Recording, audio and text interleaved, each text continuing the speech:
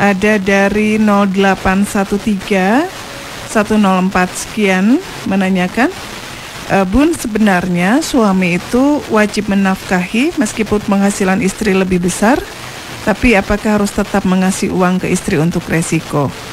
Terima kasih, pertanyaan yang semakin bervariasi ya. Betul. Luar biasa sekali. Ciri bahwa kita memang makhluk yang anas, ingin selalu maju dan terus maju. Baik, 081314 sekian. Udah senyum dulu. Apakah suami itu punya kewajiban untuk terus memberikan nafkah, Bun, sekalipun istri punya penghasilan lebih? Jawabannya ya Bunda pakai lembut yanya. Karena kalau keras takut disebut ambisi. Ingin dikasih. Coba tengok surat keempat ayat 34. Itu dalilnya loh.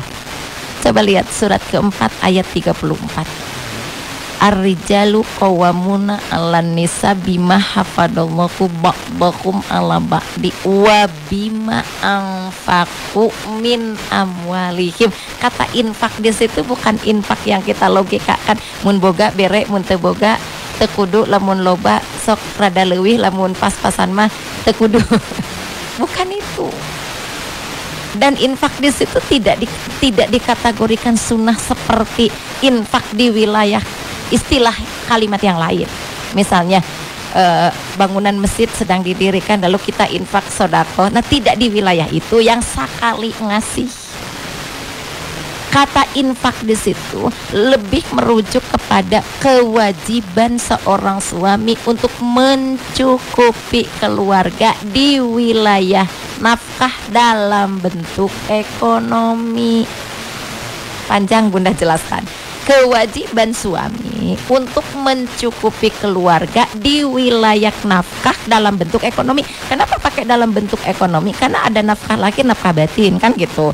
Nafkah batin mah kan hanya untuk orang per orang, istri dengan suami gitu.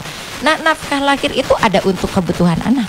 Anak pun ada kebutuhan sekolahnya, makannya, pakaiannya, mungkin rekreasinya, kesehatannya. Ya, nah itu merupakan kewajiban. Jadi selama para kaum laki-laki berperan sebagai suami, kewajiban itu nggak gugur loh. Nanti tolak ukurnya adalah kecil dan besarnya, sedikit dan banyaknya, itu mah tolak ukur dalam teknis kehidupan yang sedang dijalani.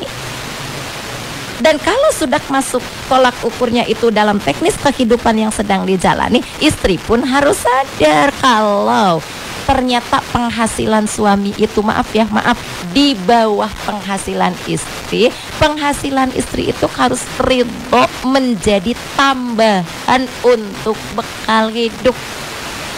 Jangan sampai ada saya mah wajib suami punya, saya mah sekehendak saya kunaon teu masak pan aya teu ngasih duit, kan ibu punya, ibu makan untuk ibu aja. Tidak bisa begitu, karena nanti kaitannya, jangan ngerasa was Bunda Devi sedang membela, kaitannya istri bisa melaksanakan tugas yang menghasilkan rezeki, di dalamnya ada ikatan yang tak tertulis, yaitu suami mengizinkannya.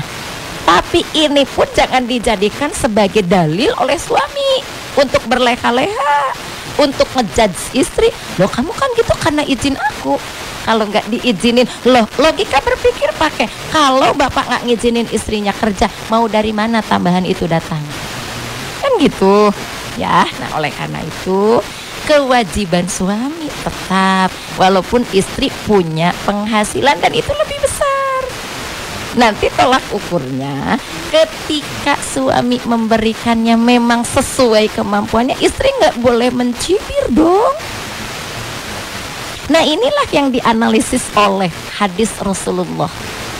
Punten ya, Bunda harus berani mengatakan walaupun Bunda perempuan dan ngerasa ngeri juga. Hadisnya begini loh, Ci.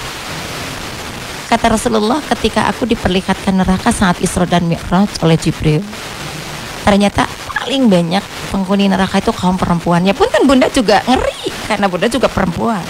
Tapi mari kita lihat analisis berikut kalimat berikutnya. Kemudian ditanya, kenapa? Aku bertanya maksudnya kepada Jibril, kenapa terbanyak perempuan wahai Jibril? Bukankah mereka itu paling aktif di bidang-bidang apapun, perempuan itu lebih luwes aktifnya.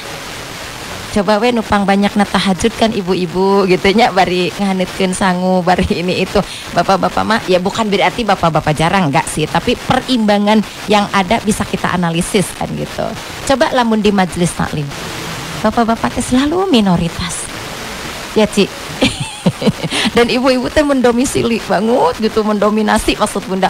Sudah ini dia juga digeser saking ibu-ibu penuh. Gitu kan? Nah, apa jawaban Jibril? Hum yakfurnal ashir. Mereka yang kufur nikmat terhadap kehidupan suaminya. Apalah pertanyaan, yang kufur nikmat itu biasanya lahir dari orang yang tidak menghasilkan atau dari orang yang menghasilkan? Jadi mau kasih pendapat dari orang yang menghasilkan. Yang tidak menghasilkan mah tidak punya penyeimbangan untuk membikin apa ya istilahnya pembanding. Ngapain dia membanding, dia tidak menghasilkan kok. Rata-rata yang kufur nikmat itu lahir dari perempuan yang merasa punya penghasilan. Loh kok penghasilan saya ya lebih gede ya suami gini. Tidinya kufur nikmat menyepelekan teh. Ya jadi kesimpulannya tetap hanya harus berada di tolak ukur kemampuan. Dan saat suami memberikan memang di bawah yang kita dapatkan, kita syukuri supaya kita tidak termasuk dalam hum yakfurnal ashir. Dan para suami, berikan kesempatan kepada istri untuk mengembangkan apa yang dia mampu selama memang sekali lagi di dalamnya tidak keluar dari koridor-koridor yang Allah tentukan. Bunda yakin seorang istri, seorang perempuan, maaf ya bukan pembelaan, dia akan selalu istiqomah menjaga karakter dirinya untuk dia ibu rumah tangga. Artinya ada saat-saat di mana dia mendampingi ibunya. Seperti kita ya Ci, kita bukan tega loh ninggalin anak-anak pagi-pagi gitu, tapi kita sudah persiapkan dari sejak malam tadi. Contoh Bunda sih mau contoh sendiri aja ya. Jadi pulang TPR, anak udah didampingi, bukunya udah diberesin, seragamnya disiapin, makanannya tuh sudah diracik dari sebelum tidur, sudah dibuat, dimasak sebentar, nanti subuh itu tinggal ngaasakeun. Jadi tugas yang mendampingi kita, asisten rumah tangga, membantu memandikan, menggunakan pakaiannya, nyuapin, pergi.